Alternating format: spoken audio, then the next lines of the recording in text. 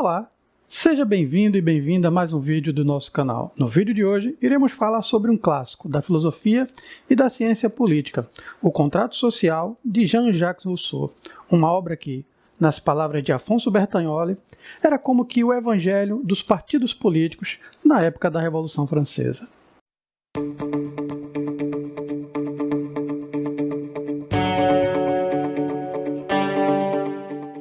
Do Contrato Social ou Princípios do Direito Político foi publicado em 1762.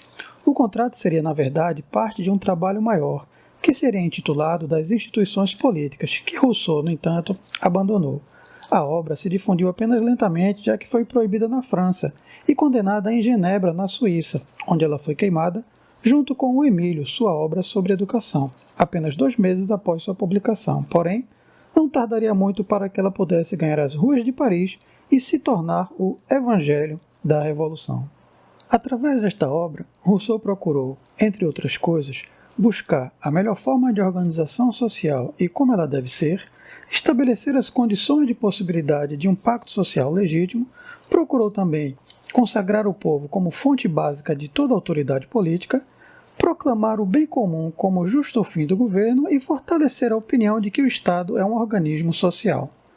O Contrato Social é uma obra que, para ser melhor compreendida, precisa ser analisada e estudada em conjunto com outras obras de Rousseau, como, por exemplo, o Discurso sobre a Origem e os Fundamentos da Desigualdade entre os Homens e o Emílio, que é a sua obra sobre educação. O Emílio foi publicado no mesmo ano que o Contrato Social, e há uma espécie de resumo do contrato no livro 5 do Emílio. Qual é a relação entre estas duas obras? É que numa determinada parte do livro 5, Rousseau expõe os princípios da educação política de Emílio, que é o nome do personagem principal, que dá título à obra. E esses princípios são, por assim dizer, os mesmos do contrato. É o próprio Rousseau que coloca em uma nota de rodapé que esses princípios foram extraídos daquela obra.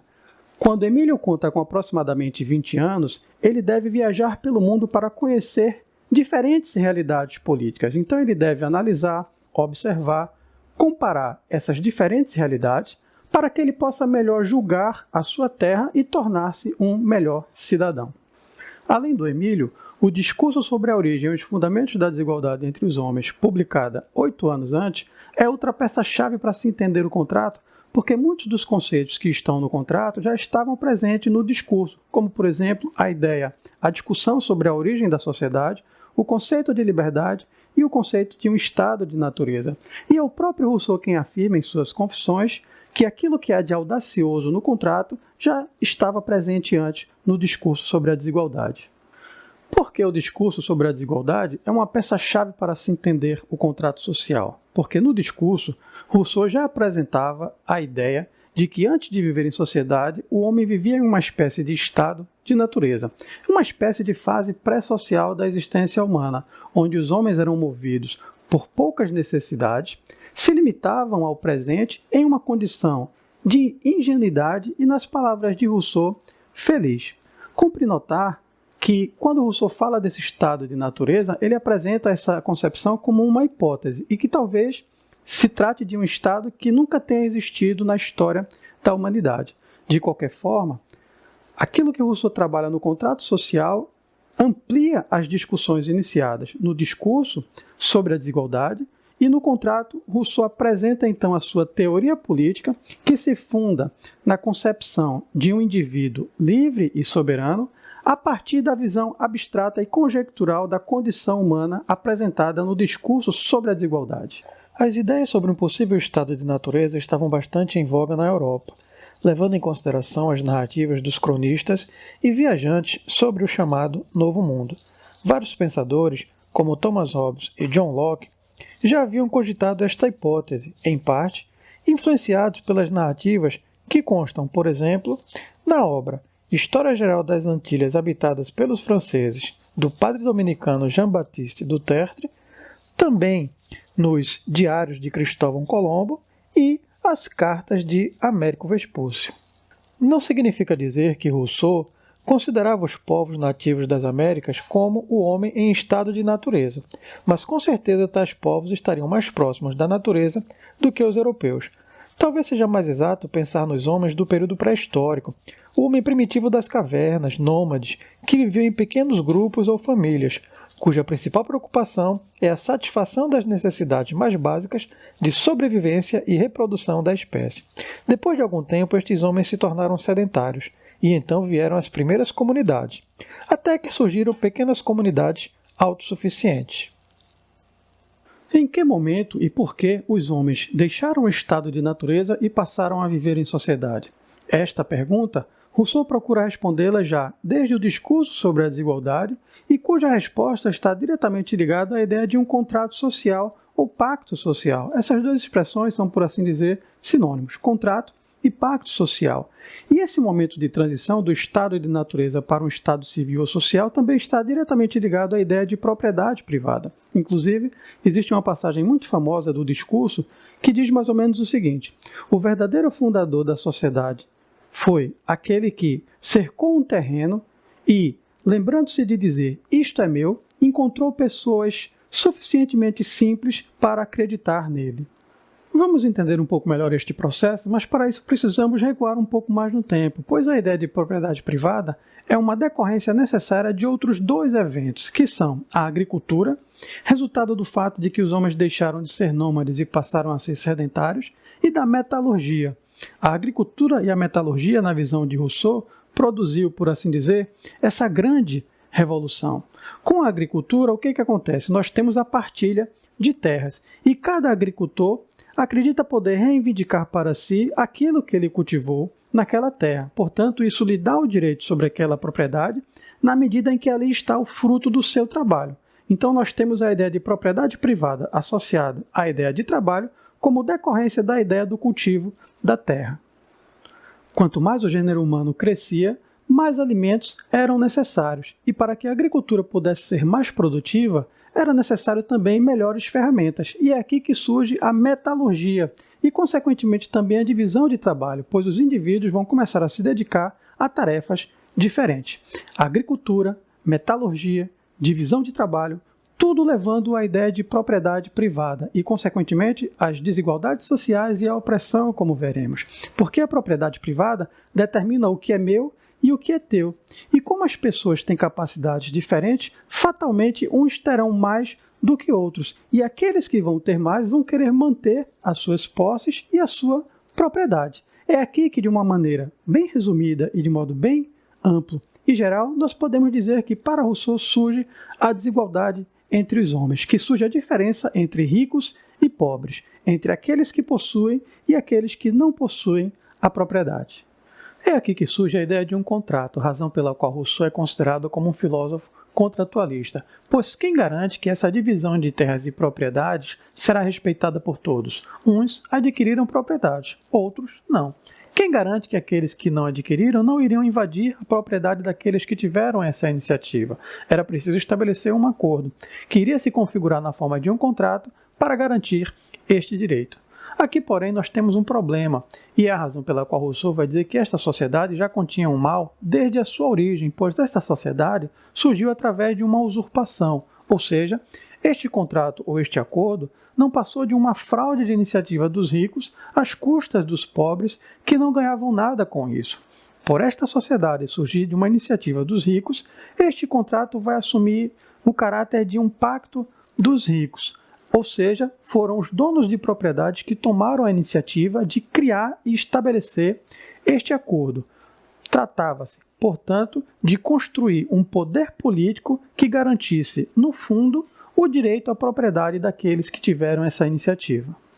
Este processo de formação da sociedade como consequência do surgimento da propriedade privada, por ter sua origem numa usurpação, irá desencadear uma série de problemas. Irá produzir a desigualdade entre os homens. Alguns irão procurar garantir o direito à propriedade naquilo que Rousseau vai chamar de o direito do primeiro ocupante. Outros vão impor esse direito através da força. Vai acontecer luta e até guerras. Os ricos querendo ficar cada vez mais ricos e os pobres defendendo a sua liberdade e tendo que pilhar para sobreviver. A consequência disso é que todos vão querer pensar em uma espécie de pacto que possa solucionar estes males sucessivos. Um pacto que, ao dar origem à sociedade e às leis, iria fixar para sempre o direito à propriedade, as desigualdades sociais e transformar uma usurpação num direito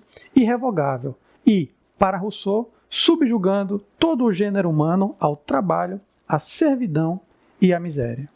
Rousseau exemplifica dessa forma o surgimento da propriedade privada e a consequente desigualdade dela decorrente como o principal problema da organização política, onde a regulação das relações entre economia e política se torna o principal problema, o nó problemático deste contrato. As desigualdades, que no estado natural eram quase nulas, se tornam políticas e excludentes. Vale a pena fazer uma pequena pausa antes de prosseguirmos para entendermos até aqui o ponto onde chegamos. Em primeiro lugar, o que significa a teoria contratualista de filósofos como Hobbes, Locke e Rousseau? É a teoria segundo a qual a sociedade surgiu através de um pacto, ou contrato social. Embora cada um destes filósofos concordem quanto a esta ideia, eles divergem, porém, a respeito daquilo que motivou os homens a estabelecerem este pacto. E, no caso de Rousseau, este processo se iniciou com o surgimento da agricultura, da metalurgia, culminando com o estabelecimento da propriedade privada. O que é, portanto, o contrato? É o ato de fundação da sociedade, ou o ato de origem da comunidade política, do corpo político. É também um ato que fundamenta o poder político e legitima o poder do Estado, onde os indivíduos alienam, em favor do corpo social, o seu poder, os seus bens e a sua liberdade.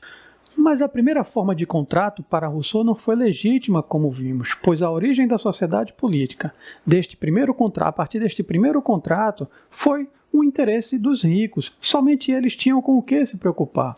Por isso podemos entender que no contrato social trata-se de procurar qual a melhor forma de organização social e política que possa superar os impasses citados anteriormente. Nós podemos inclusive colocar até uma citação do Rousseau aqui no rodapé, para nós entendermos o elemento essencial da sua teoria, que se trata de encontrar a melhor forma de associação que defenda e proteja com toda a força a pessoa e os bens de cada associado e pelo qual cada um, unindo-se a todos, só obedeça, contudo, a si mesmo e permaneça tão livre quanto antes.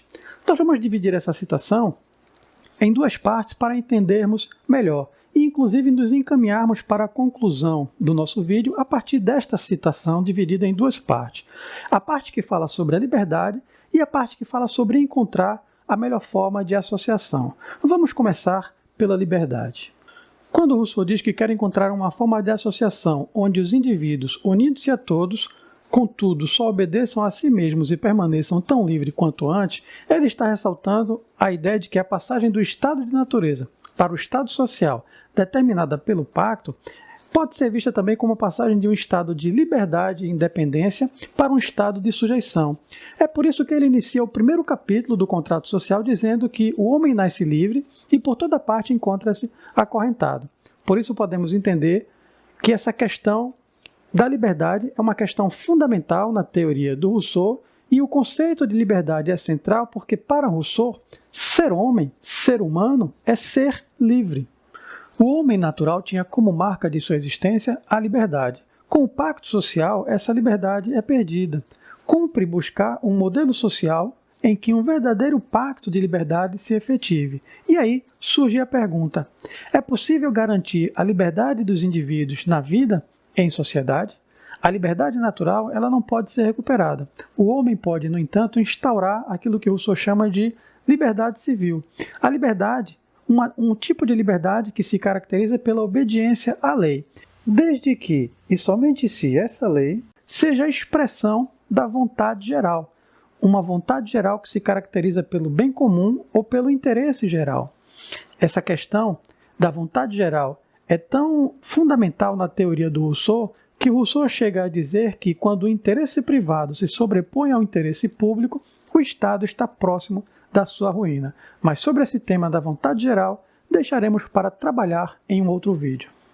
E para encerrar o vídeo de hoje, vamos retomar o trecho da citação onde Rousseau diz que quer encontrar uma forma de associação política que possa defender e proteger a pessoa e os bens de cada associado.